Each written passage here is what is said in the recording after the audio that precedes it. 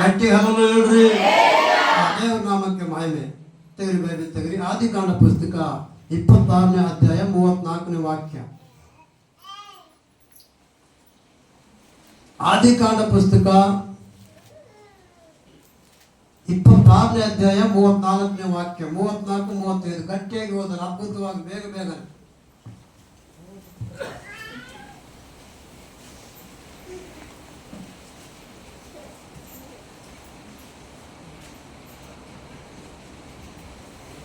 ಆದಿಕಾಂಡ 26:34. ಏಸಾವನು 40 ವರ್ಷನಾದಾಗ ಹಿತ್ತಿಯನಾದ ಬೆರೆಯ ಮಗಳಾದ ಯೆಹೂದಿತಳನ್ನು ಹಿತ್ತಿಯನಾದ ಎಲೋನನ ಮಗಳಾದ ಬಾಸೆಮತಳನ್ನು ಮದುವೆ ಮಾಡಿಕೊಂಡನು.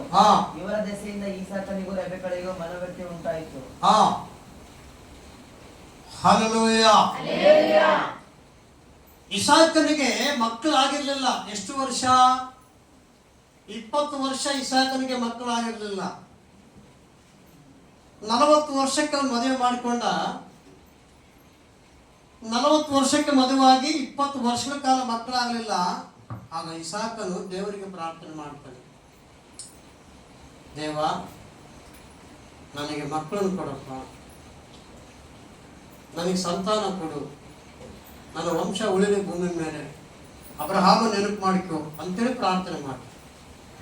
ಆಗ ದೇವರು ಇಸಾಕನ ಪ್ರಾರ್ಥನೆ ಕೇಳಿ ರೆಬೆಕ್ಕಳ ಗರ್ಭದಲ್ಲಿ 2 ಗಂಡು ಮಕ್ಕಳನ್ನು ಕೊಟ್ಟ. ಆ 2 ಗಂಡು ಮಕ್ಕಳು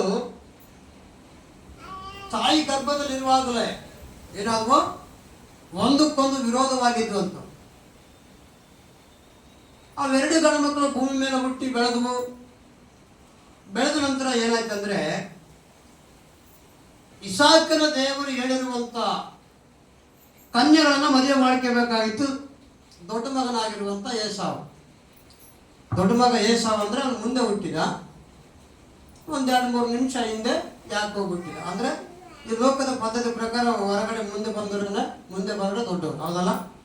ಹಂಗೆ ಏಸಾವನು ಏನಾದಂದ್ರೆ ದೊಡ್ಡ ಮಗನಾಗಿ ಬೆಳೆದ, ಯಾಕೋಬನು ಚಿಕ್ಕವನಾಗಿದ್ದಾನೆ. ಈ ಏಸಾವನು ತಂದೆ ಮಾತಿಗೆ ವಿಧೇಯನಾಗಿದ್ದಾನೆ. ಯಾಕೋಬನು ತಾಯಿ ಸರಿ ಹಿಡ್ಕೊಂಡು ಓಡಾಡ್ತಾ ಇದ್ದಾನೆ. 2 ಗಂಡು ಮಕ್ಕಳು ಕೊಟ್ಟರೆ ದೇವರು ಇಸಾಕನ ಮಕ್ಕಳನ್ನು ಬಹಳ ಮುದ್ದಾಗಿ ಪ್ರೀತಿಯಿಂದ ದೇವರ ಭಯಭಕ್ತರನ್ನು ನಡೆಸಿದ. ಬೆಳಕೊಂಡ್ರು, ದೊಡ್ಡರಾದ್ರು. ಎಷ್ಟು ವರ್ಷ ಆಯ್ತು ಅವನಿಗೆ? ಏಸಾವನಿಗೆ ಮದುವೆ ಆಗಬೇಕಾದ್ರೆ ಎಷ್ಟು ವರ್ಷ ಆಯ್ತು? ಅವ್ರ ಅಪ್ಪನಿಗೆ ಎಷ್ಟು ವಯಸ್ಸು? ಮದುವೆ ಮಾಡ್ಕೊಳ್ಳುವಾಗ 40 ವರ್ಷನೇ. ಏಸಾವನು ಕೂಡ ಈಗ ಎಷ್ಟು ವರ್ಷ ಮದುವೆ ಆಗ್ತದಾರೆ? 40 ವರ್ಷಕ್ಕೆ ಮದುವೆ ಆಗ್ತಾರೆ. ಯಾರನ್ನ ಮದುವೆ ಆಗ್ತಾರೆ? ಈಗ ಓದಿರುವ ಏಸಾವನು 40 ವರ್ಷದವನಾದಾಗ ಹಿತ್ತಿಯನಾದ ಬೇರೆಯ ಮಗಳಾದ ಯೆಹೂದಿತಳನ್ನು ಹಿತ್ತಿಯನಾದ ಎಲೋನನ ಮಗಳಾದ ಬಾಸೆಮತಳನ್ನು ಮದುವೆ ಮಾಡಿಕೊಂಡನು. ಇವರ ದೆಸೆಯಿಂದ ಇಸಾಕನಿಗೂ ರೆಬೆಕ್ಕಳಿಗೂ ತೊಂದರೆ ಆಯಿತು.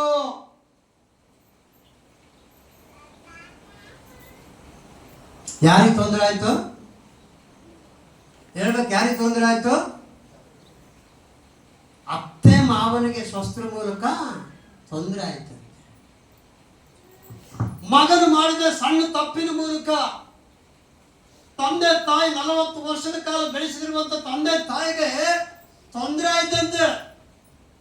ಇವರು ತಂದೆ ತಾಯಿ ಕೇಳಿಲ್ಲ ನಾನು ಮದುವೆ ಮಾಡ್ಕೊಂತ. ಏನ್ ಮಾಡ್ದ? ಅನ್ಯರಾಗಿರುವಂತ ಹಿತ್ತಿಯರ ಮನೆ ಹೋಗಿ ಹೆಣ್ಣು ತಗೊಂಬಂದಂತ ಇವನು. ಯಾರು? ಹಿತ್ತಿಯರ ಮನೆ ಹೆಣ್ಣು ತಗೊಂಬಂದಂತ ಇವನು.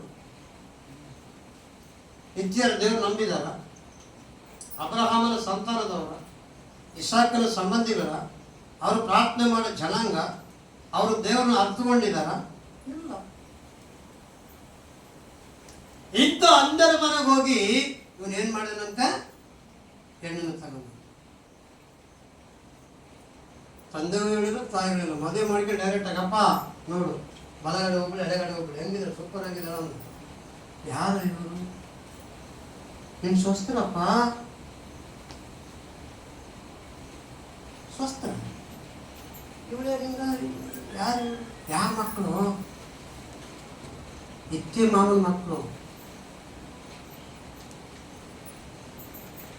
ಅವನಿಗೆಲ್ಲ ತಲೆ ಕರಿಕರ ಆಯ್ತು. ಏಯ್, ಒಂದು ಮಾತು ಹೇಳಿದ್ರಿ, ನಿಮ್ಮಮ್ಮನ ತಮ್ಮನಿಗೆ, ನಿಮ್ಮಮ್ಮನ ಅಣ್ಣನ ಮಕ್ಕಳಿಗಾರು ಯಾರಿದ್ದಾರೆ? ನಿಮ್ಮಮ್ಮಗ ಅಣ್ಣ ಇದ್ದಾನೆ ಒಬ್ಬನು, ಅವನಿಗೆ ಇಬ್ಬರು ಹೆಣ್ಮಕ್ಳಿದ್ದಾರೆ. ಒಂದು ರೇಯ, ಇನ್ನೊಬ್ಬಳು ರಾಹೇಲ. ದೊಡ್ಡ ಮಗಳು ನಿನಗೆ ಆಗ್ತಿದ್ಲು, ಸಣ್ಣ ಮಗಳು ತಮ್ಮಗ ಆಗ್ತಿದ್ಲು. ಎಂತ ಕೆಲಸ ಮಾಡಿರ್ತಾನ. ನನಗೊಂದು ಮಾತು ಹೇಳ್ಬಾರ್ದಾಯ್ತಾ? ನಂಗೆ ಯಾವಾಗ ಗೊತ್ತಿಲ್ಲಪ್ಪ, ನನಗೆ ಬೇಕಿಲ್ಲ, ನನಗೆ ಇವರೇ ಬೇಕು. ಸರಿಯಪ್ಪ, ನಿನ್ನಿಷ್ಟ. ಮದುವೆ ಮಾಡ್ಕೊಂಬಂದ್ರೆ ನೀನು ವಾಪಸ್ ಕಳ್ಸೋಕ್ಕಾಗಲ್ಲ. ಮನೆಗೆ ಇಟ್ಕೊಂಡಿದ್ದಾನೆ. ಆ ಹೆಣ್ಣು ಮಕ್ಕಳ ಮೂಲಕ ಇಸಾಕನಿಗೂ ಹೆಂಡತಿ ರೆಬೆಕ್ಕಳಿಗೂ ದಿನ ಬುದ್ಧಿಯಾಟ, ದಿನ ಕಚ್ಚಾಟ, ದಿನ ಗಲಾಟೆ, ದಿನ ಸಮಾಧಾನ ಇಲ್ಲ. ಯಾರಿಗೆ? ಈ ಸ್ವತ್ರ ಮೂಲಕ ಅತ್ತೆ ಮಾವಂದ್ರಿಗೆ ನೆಮ್ಮದಿನೇ. ಯಾಕಂಗಾಯ್ತು? ಅವ್ರ ಅನ್ಯರು. ಅವರಿಗೆ ಪ್ರಾರ್ಥನೆ ಗೊತ್ತಿಲ್ಲ, ಚರ್ಚ್ ಗೊತ್ತಿಲ್ಲ, ದೇವ್ರು ಗೊತ್ತಿಲ್ಲ, ಪಾಸ್ಟ್ ಗೊತ್ತಿಲ್ಲ, ವಾಕ್ಯ ಗೊತ್ತಿಲ್ಲ, ಆತ್ಮೀಯತೆ ಗೊತ್ತಿಲ್ಲ, ಒಳ್ಳೇದು ಗೊತ್ತಿಲ್ಲ, ಬರೀ ಕೆಟ್ಟದೇ ಗೊತ್ತು ಅವ್ರಿಗೆ. ಅನ್ಯರವರು.